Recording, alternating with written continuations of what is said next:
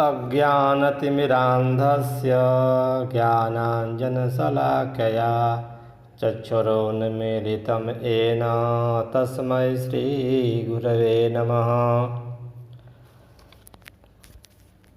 आज का प्रधान विषय है कि वेद की सीमा कहाँ तक है, क्या क्या वेद है, जो इतिहास है, पुराण है, उसकी प्रामाणिकता कितनी है। क्योंकि बहुत से लोग कहते हैं कि हम केवल वेद ही मानेंगे, इतिहास पुराण को नहीं मानेंगे। तो इस विषय पर महाप्रभु चैतन्य देव का क्या विचार है, उनके पास हम चलते हैं। चैतन्य महाप्रभु ने कहा कि परमार्थ निरूपण के लिए वेद ही मुख्य है और परमार्थ निरूपण का मतलब भगवान के बारे में जानकारी कैसे मिलेगी, उन्हें कैसे पाया जाए, माया से मुक्ति कैसे मिले, तीनों गुणों से मुक्ति कैसे मिले, इस विषय में हमारा क्या कर्तव्य है, कैसे हम उस पथ पर अग्रसर होंगे, इस विषय पर विचार करने के लिए चैतन्य महाप्रभु ने दो उदाहरण दिया। उन्होंने कहा कि एक वस्तु है शंख और एक दूसरी वस्तु है गोबर, जिसको बोलते हैं संस्कृत में गोमय। चैतन्य महाप्रभु ने बताया कि गोबर एक खास पशु का विष्ठा है और शंख एक खास समुद्री जानवर का हड्डी है। तो अगर हम अपने बुद्धि से विचार करें तो ये दोनों चीज़ ही बहुत अपवित्र है, महान अपवित्र है। लेकिन अगर हम इस पर वेदों का दृष्टिकोण जानें तो वेद में शंख को बहुत पवित्र बताया गया। वेद में गाय के गोबर को बहुत पवित्र बताया गया और सब लोग जितने भी हमारे जो है हिंदू वर्ग हैं सब जानते हैं कि किसी भी कर्मकांड में, किसी भी पूजा के अवसर पर गाय के गोबर की आवश्यकता अवश्य पड़ती है। उसी प्रकार से शंख भगवान के मंदिर में गर्भगृह में रखा जाता है। पूजा के अंत में शंखनाद भी किया जाता है। शंख में जल लेकर के भगवान के ऊपर चढ़ाया जाता है। तो इतनी बड़ी महिमा शंख की और इतनी बड़ी महिमा गाय के गोबर की, जबकि बुद्धि से इसका कोई मूल्य नहीं। अगर हम बुद्धि से तर्क करें तो कहेंगे तो किसी काम का चीज़ नहीं है। तो चैतन्य महाप्रभु ने बताया कि जो वेद कहता है केवल उसका आदर करना है।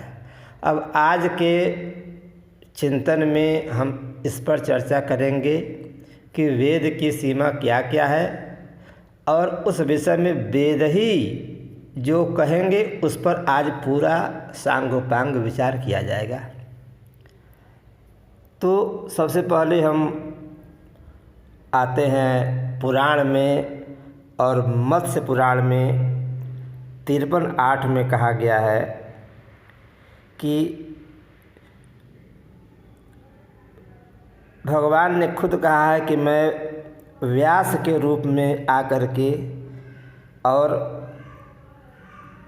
जो श्लोक हैं, पुराणों के जो श्लोक हैं, उनको मैं उसकी संख्या कम कर देता हूँ, क्योंकि इस समय कलिकाल में जो पुराणों के श्लोक हैं 18 पुराणों के, वो सब केवल 4 लाख हैं। और ब्रह्मलोक में जो श्लोकों की संख्या है वह बहुत ही ज़्यादा है, उसको कम किया गया। तो मत्स्य पुराण में भगवान ने कहा कि काले ना ग्रहणम मत्वा पुराणस्य द्वयोत्तमाः व्यास रूपमहं कृत्वा संहरामि युगे युगे।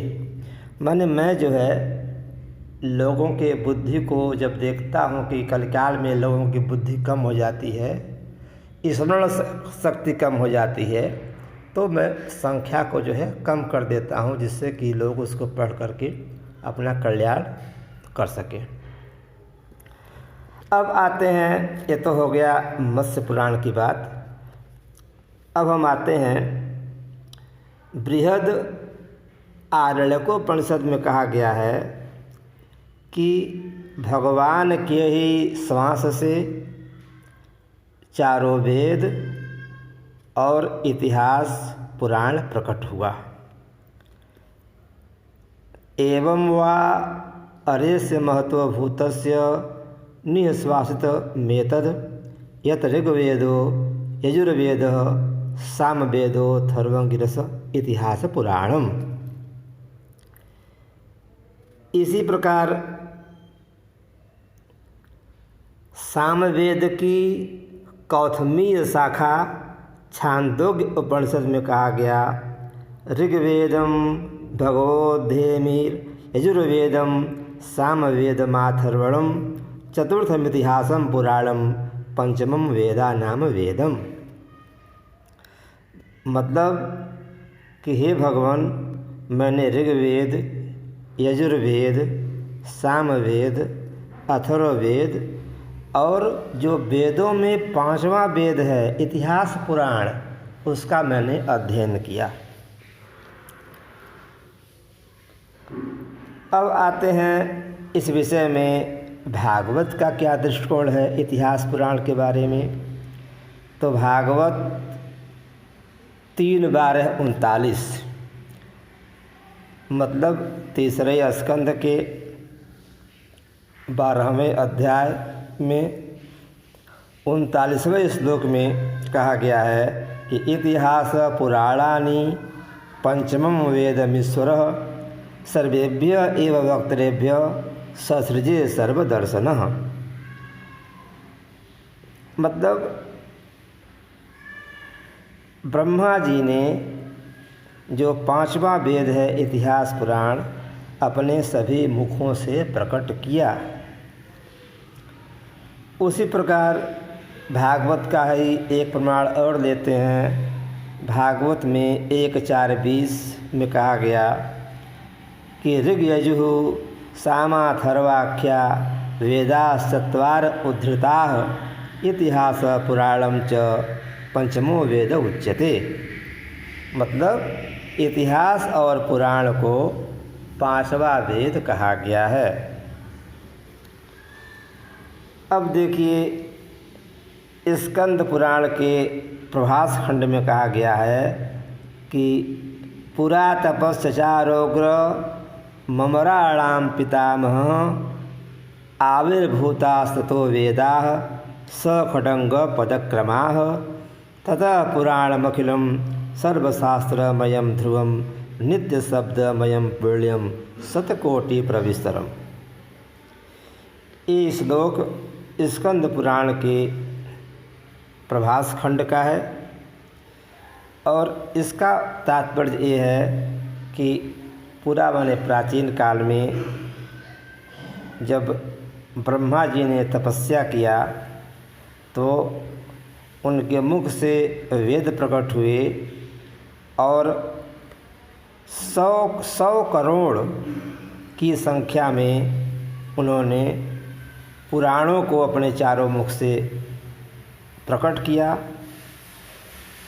और यही जो 100 करोड़ श्लोक हैं उसी को वेदव्यास जी 4 लाख श्लोकों में संक्षिप्त कर देते हैं। देखिए इसी बात को मत्स्य पुराण में भी कहा गया है कि चतुर्लक्ष प्रमाणेन द्वापरे सदा तदष्टादशधा कृत्वा भूर्लोकेऽस्मिन् प्रभास्यते। मतलब कि हर द्वापर में 4 लाख के प्रमाण में और 18 पुराणों में उस 100 करोड़ श्लोकों को वेदव्यास जी प्रकाशित करते हैं। माने 4 लाख श्लोक 18 पुराणों में बांट करके उसको प्रकट करते हैं। तो नारदीय पुराण में भी इसी चीज़ को कहा गया है कि वेदार्थादधिकं मन्ये पुराणार्थं वरानने वेदाः प्रतिष्ठिता सर्वे पुराणे नात्र संशयः। मतलब ये है कि सभी वेद पुराणों में ही प्रतिष्ठित हैं और ये भी कहते हैं कि हे वरानने, हे पार्वती जी, वेद से भी अधिक जो है, वेद के अर्थ से भी अधिक पुराणों के अर्थ को जो है मान्यता देना चाहिए, दिया जाता है, इसमें कोई संदेह नहीं है। तो कहने का तात्पर्य है कि इतने जो प्रमाण दिए गए, इसका एकमात्र तात्पर्य है कि इतिहास और पुराण को 5वां वेद कहा गया है और एक जातीयता में ही गणना होता है। जैसे अगर 4 ब्राह्मण पहले से बैठे हैं और फिर कोई अगर 5वां ब्राह्मण आता है तो उसको कहते हैं 5वां ब्राह्मण। तो इसलिए इतिहास और पुराण भी वेद के समान ही प्रामाणिक है, इसमें कोई भी दुविधा नहीं है, कोई दो राय नहीं है। ये तो हो गया इतिहास पुराण के बारे में कि इतिहास पुराण का भी महत्व वेद कितना ही है, उससे कम नहीं है। अब समस्या इस बात का है कि वेदव्यास जी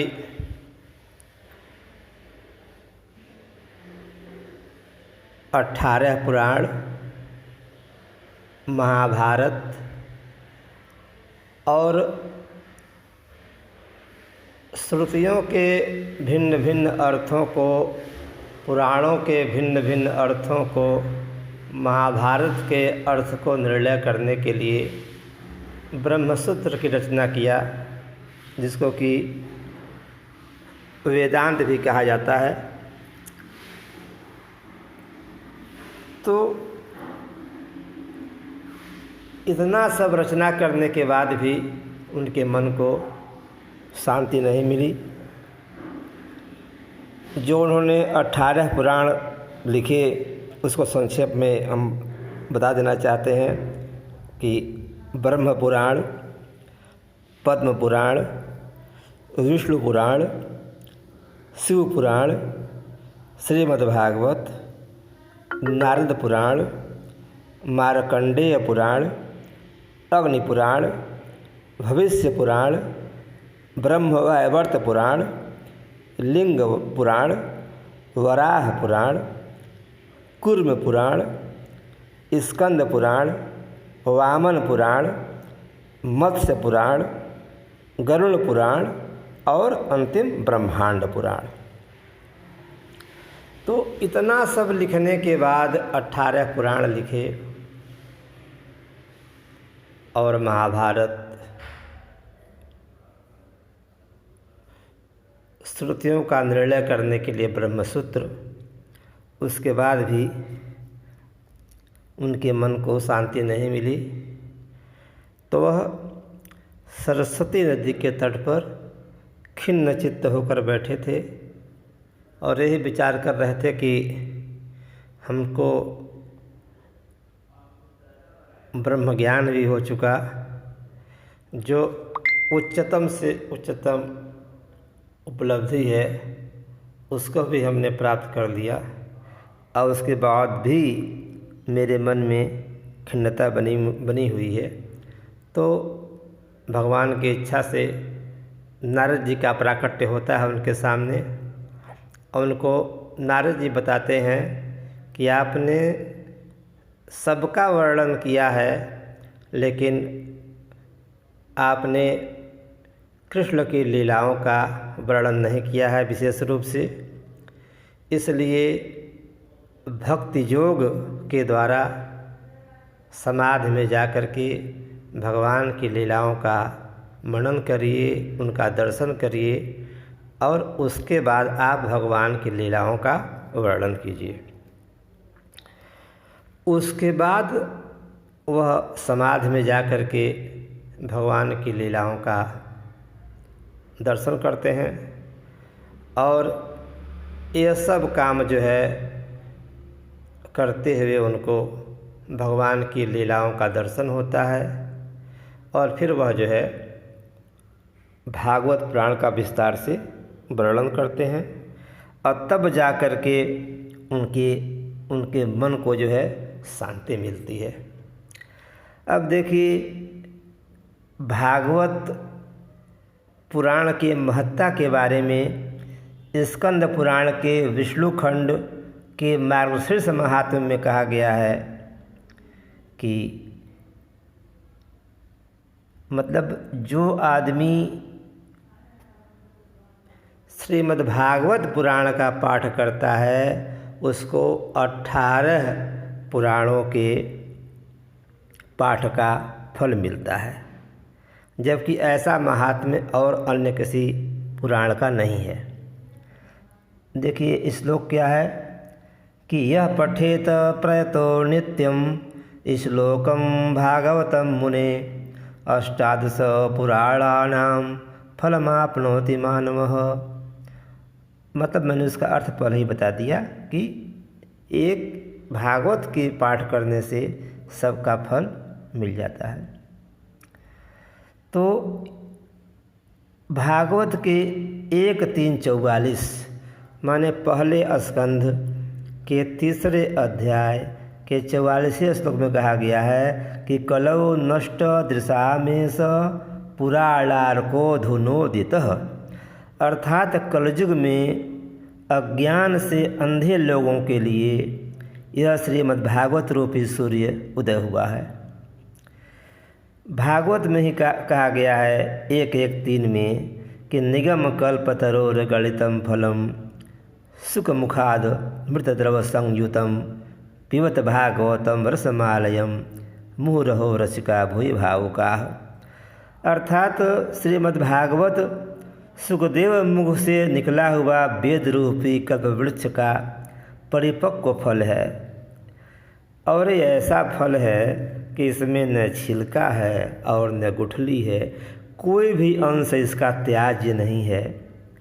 हे रस के मर्मज्ञ भक्तजन, जब तक शरीर में चेतना रहे तब तक इस दिव्य भगवत रस का पान करते रहें, यह पृथ्वी पर सुलभ है। अब देखिए, भागवत में भी ये चीज़ कहा गया है कि यह पूरे वेदांत का, पूरे उपनिषदों का सार है। देखिए, भागवत के 12, 13, 15 माने 12वें स्कंध के 13वें अध्याय के 15वें श्लोक में कहा गया है सर्व वेदांत सारम ही श्री भागवतमिष्यते तद्रसामृत तृप्तस्य नान्यत्र स्याद्रति क्वचित। मतलब ये है कि अगर जो भागवत से तृप्त हो गया उसको और कहीं तृप्ति नहीं हो सकती है, क्योंकि श्रीमद् भागवत सभी उपनिषदों का सार है। अब देखिए, महाभारत स्वर्ग पर्व 6:93 में कहा गया है वेदे रामायणे चैव पुराणे भारते तथा आदावन्ते च मध्ये च हरिः सर्वत्र गीयते। वेद में, रामायण में, पुराण में एवं भारत माने महाभारत में इन समस्त शास्त्रों में आदि मध्य अंत सब स्थानों पर हरि की महिमा का वर्णन किया गया है। और देखिए गरुड़ पुराण में तो एक मतलब बहुत ही विस्तार से श्रीमद् भागवत का चर्चा किया गया और उसकी बड़ाई की गई है। क्या कहा गया है? पुरणः सोऽयमतिशयः अर्थोऽयं ब्रह्मसूत्राणां भारतार्थ विनिर्णयः गायत्री भाष्यरूपोऽसौ वेदार्थ परिबृंहितः पुराणानां सामरूपः साक्षात् भगवतोदितः। पूर्ण माने श्रीमद् भागवत अपने में पूर्ण है। कितना पूर्ण है? अतिशय पूर्ण है। पूर्णः सोऽयम् अतिशयः। फिर कहते हैं अर्थोऽयं ब्रह्मसूत्राणाम। ब्रह्मसूत्र का मतलब होता है वेदांत, जिस पर कि बड़े बड़े विद्वानों ने बड़ी बड़ी टीकाएँ की हैं। तो गरुड़ पुराण कह रहा है कि यह ब्रह्मसूत्र का अर्थ है श्रीमद् भागवत, महाभारत का अर्थ है श्रीमद् भागवत, यह गायत्री का भाष्य है।